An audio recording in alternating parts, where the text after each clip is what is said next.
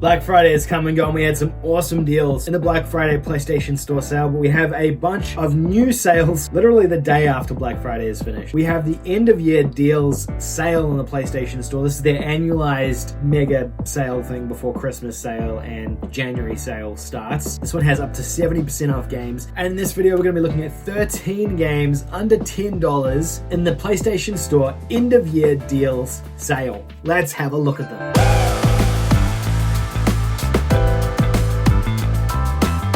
Hey folks, if you're a new viewer of the channel, please consider hitting that subscribe button down below. I make new videos like this every single day on the channel, so hit the subscribe button so you can stay up to date. There are a bunch of awesome deals in this sale, and I do have a couple of other videos coming out looking at different priced deals and different things in the sale, which will be coming up over the next couple of days. This is the first video. This is a $10 game, so let's look at the first game. First game on the list is Dark Pictures Anthology, The Man of Medan. This is the first game in the Dark Pictures Anthology. These are storytelling games. The developer here is Supermassive. They were the ones who worked on Until Dawn, which was a fantastic game, by the way. The Dark Pictures Anthology hasn't probably been received quite as well as Until Dawn, but they're still really solid narrative-driven adventure games, I suppose. You solve puzzles, you make decisions, everyone can die, everyone can live based on your choices.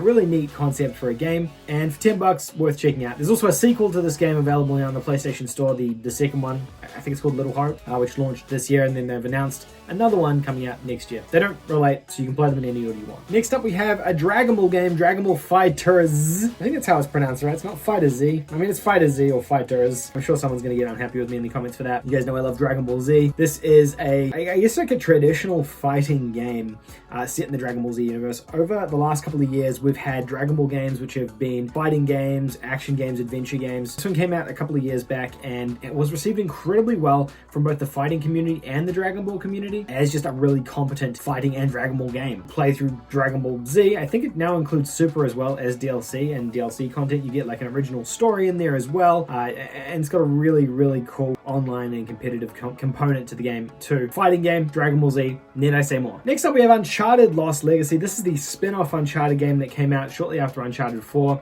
You play as a brand new protagonist, not brand new, she was in the previous games, Chloe instead of Nathan Drake. The first time you've played as a different protagonist in an Uncharted game. It's kind of like a mini Uncharted story to a degree. Compare it similarly to the infamous First Light game, or even Spider-Man Miles Morales to a degree, in terms of it being a full game, but packaged into a smaller, more condensed package, essentially. This originally was DLC for Uncharted 4. If you've played an Uncharted game, you know exactly what this is. You know what you're in for in this one. Action, shooting, third-person, puzzle-solving game. It's very much Uncharted, just with a different character and a different story. But I know a lot of people did skip this one because it came out at a weird time and didn't get a ton of attention when it launched as well. So I'd suggest going and checking this out now if you haven't possibly played it. Really cool story here, really good gameplay. It rivals Uncharted 4 in terms of gameplay. It's just more compact, I would say. Alien Isolation. This one seems to go on sale all the time, and I recommend it pretty much every time it goes on sale. This is a first-person horror game, procedurally generated. Well, the game isn't procedurally generated, but the alien is procedurally generated. You play as Ripley's daughter, I believe. I haven't played this in a really long time. And you are you're investigating the ship, and a xenomorph comes on board. You discover a xenomorph, and you have to avoid it. You don't have to kill it. The objective of the game is to complete the things you're doing, the tasks you're doing, and the xenomorph kind of just comes in and messes things up for you. He's not the main objective or the thing you're supposed to be dealing with, but you do have to avoid him. He is procedural, so he does react to the way you play the game, and it's random every time, which does make it absolutely spooky. If you're after a spooky alien game, then this one actually is super underrated, I would have to say. When it came out, a lot of people slept on it, and it is a great horror game. It's a great first-person horror game, and given the difference with how the alien acts from game to game, means that you can actually replay this and get a different experience each time. So it is worth checking out, and it's super cheap in this sale as well. Another Dragon Ball game, Dragon Ball Xenoverse 2. It is a fighting game, but it's more of a 3D fighting game rather than a traditional 2D fighting game. You fight on a three-dimensional plane. It almost becomes a bit of a beat 'em up rather than a fighting game. You do have some fighting game mechanics in here. It's not super hardcore. To be fair, a lot of anime games do these 3D fighting styles. I'm not a fighting game buff, so I'm not sure if other traditional fighting franchises do something like this as well. Has a really incredible story to it. You play as the main character of Dragon Ball, but you also play as this time-traveling character who is traveling through time and impacting events from the Dragon Ball universe. So you get to kind of bounce in and out of different moments from the franchise and fight alongside the Z Fighters. It's a really cool concept for a game. I actually really liked this one. The coolest part about it is you get to create that character yourself. You can choose which race you are. You can choose if you're a Saiyan or an Namekian. You can kind of class your character out in any way you want to. Neat concept for a game, especially as a Dragon Ball fan. It's just a kind of fantasy. I suppose Dragon Ball fans probably all had. This one's cheap as well. It's like $10 on the store. I think last month the first game in the franchise was like $1 or $2 or something on the PlayStation Store, so maybe you guys picked that up and you're ready to play the sequel to it now. This one's now super cheap as well. Payday 2, this is like the definitive edition of Payday 2. It has all of the content that game has. Payday 2 is a co-op heist game. You play as characters, all with sort of different abilities and skills and weapons and things like that, and you have to commit a series of heists. Choose to go stealthy, you can choose to go loud, there's lots of different ways you can play the games. You sort of take on different contracts, and with your crew, you play through them. Now, this game is a little bit older. It did come out probably almost 10 years old at this point. Tons of fun if you have friends. It's not the most sort of polished experience, and it does have its problems, but I played so much of this game earlier on in the PlayStation 4's generation, and it is a blast. It's a great fun game to play with 3 mates. On your own, it can get a little bit stale, so keep that in mind if you're gonna check this one out. Super cheap though. This is like a really good deal for Payday plus all of its content. This game here, for trophy hunters as well, has I think the most trophies or most add-on bits of content that a game can have, or at least it used to. It might not now, it could have changed, but it has a ton of DLC content and DLC trophies as well. Ratchet and Clank, this is the classic, the remade classic. This is Insomniac's version of Ratchet and Clank from 2016 for the PlayStation 4. The game itself is basically a retelling of the original Ratchet and Clank game, but slightly different. I won't go into reasons why, but it kind of works. It was a tie-in with the Ratchet and Clank movie, which we don't talk about anymore. Really amazing mascot platform on the PlayStation 4, one of the best mascot platformers on the PS4.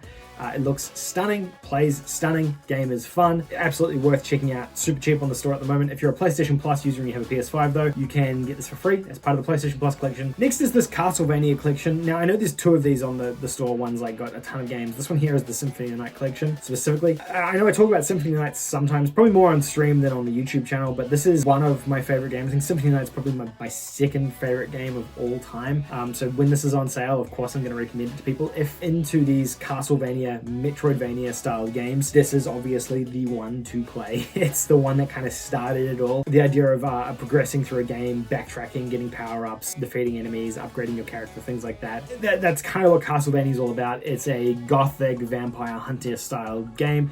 2D side-scroller, tough as nails. Something that obviously was a PS1 game, got ported over to PS4 as part of this collection here. This also includes Rondo of Blood, which I haven't played, which is the prequel or the game that comes before Symphony of the Night, that came out after Symphony of the Night, I believe. Newer and younger viewers of this channel may have never played Symphony of the Night because it came out way before your time. If that is the case, I encourage you guys to definitely check this one out. Like I said, it is absolutely one of my favorite games of all time, and it's just a phenomenal gaming experience. If you haven't played it, highly recommend checking it out. Encourage everyone to jump on that one. Next up, we have Dark Souls 2. And honestly, I think a reason I like the Dark Souls franchise so much is because I do feel so many Castlevania vibes that come from it. They take that sort of gothic castle gothic style, especially Dark Souls 3 and Bloodborne. I feel like they borrowed a ton of aesthetics from Castlevania. Probably why I love that franchise so much. Dark Souls 2, obviously not the strongest in the franchise, but the game is on sale now if you're looking for a Dark Souls game to jump into for relatively cheap, or a Souls-like type experience. This could be a good one for you. I would always recommend starting off with the first Dark Souls game, or even the third Dark Souls game over this one, because they are better experiences than this game. But for $10, you can't really go wrong. It's a decent price for a game like this. And Dark Souls 2 isn't that bad. Saying it's like the worst in the franchise, it's not saying much considering the franchise has such a high bar. This one here is serious bang for your buck. I think this has been on PlayStation Plus, but the Uncharted Collection captures 3 Uncharted games. The first one, which is Drake's Fortune, I believe. The second one, which is Among Thieves. And then the third one, which is Drake's Deception. The 3 classic Uncharted games from the PS3 era, all in one package, all for $10. Fantastic value here for these 3 games. These are kind of 3 staples if you're a PlayStation gamer, so I imagine a lot of people have probably played these at this point, but maybe you've just come on board in the PlayStation 4 cycle and you missed these when the PS3 came out, kind of slept on them. Uncharted 1 probably doesn't hold up as much as the other 2 does, but Uncharted 2 and Uncharted 3 definitely hold their own on the PlayStation 4 and are worth your time. Dead Rising 2. This is, how do I describe Dead Rising? Dead Rising's like it's a zombie killing game. You, as in Dead Rising 2 specifically, you play as a character called Chuck Green. You're in a mall in like this fake Las Vegas town. It's got tons of zombies on the screen, and you have to kind of use anything at your disposal to take the zombies out. You're on a timer. You've got to do these tasks while also traversing the mall and taking just thousands of zombies out along the way. You can choose to avoid them, you choose to kill them, you just do tasks. It's a really funny franchise. It's a silly franchise. They don't take themselves too seriously. It's this whole sort of satire on the zombie franchise, but they're done very, very well. Dead Rising, all the games are on sale here, Dead Rising 1 and 2, and I think the Dead Rising 2 Plus Edition or whatever it is, but I'm specifically calling this one out because I liked Dead Rising 2 the most. I know that might be sacrilege to Dead Rising fans, but I had a ton of fun with it. I enjoyed it. Really neat third-person action game, and it's just super cheap on the PlayStation Store. When games are this cheap, it's kind of hard not to recommend them. The next one is Elix. This is a weird one, and it comes with a number of caveats with my recommendation. This game here, I picked it up when it launched out of just pure curiosity for it, because it felt like a third-person Skyrim, but then it has like futuristic elements in it as well. It takes like fantasy elements and futuristic elements and it kind of melds them together.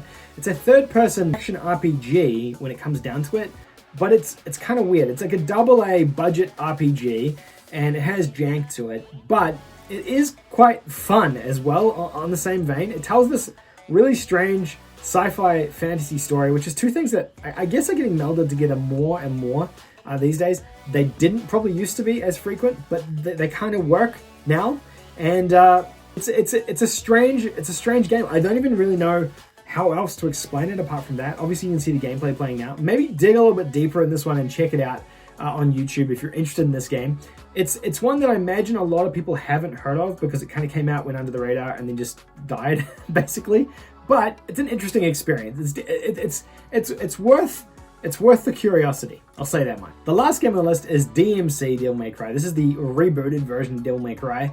Now, say what you will about the narrative of this game, but I think the gameplay of it was really solid as a third-person hack-and-slash action game. I know people didn't like how they changed the narrative. They didn't like how they changed Dante, and now we have Devil May Cry 5, and they kind of fixed everything, and everything is good in the world. Devil May Cry 5 was kind of paved by the way that this game worked. This took the fixed camera from Devil May Cry 1, 2, and 3 and pulled it away. You could control the camera. It had some really cool action hack-and-slash combo elements to it as well. And I think, you know, the game was a lot more accessible for new users coming into the Devil May Cry franchise. I know Devil May Cry fans might not like this game because of a number of things.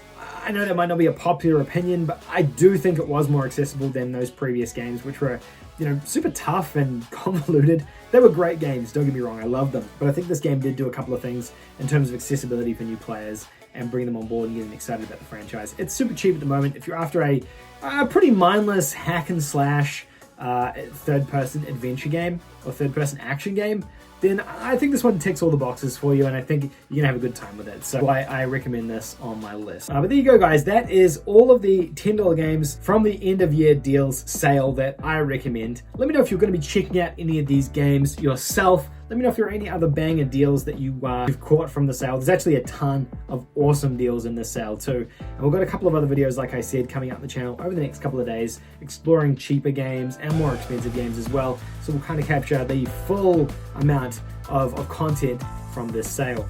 Thank you guys so much for watching. Hopefully you enjoyed this video. If you did, give it a thumbs up. If you didn't like it, give it a thumbs down. And I'll see you guys all in tomorrow's video. Have a great one.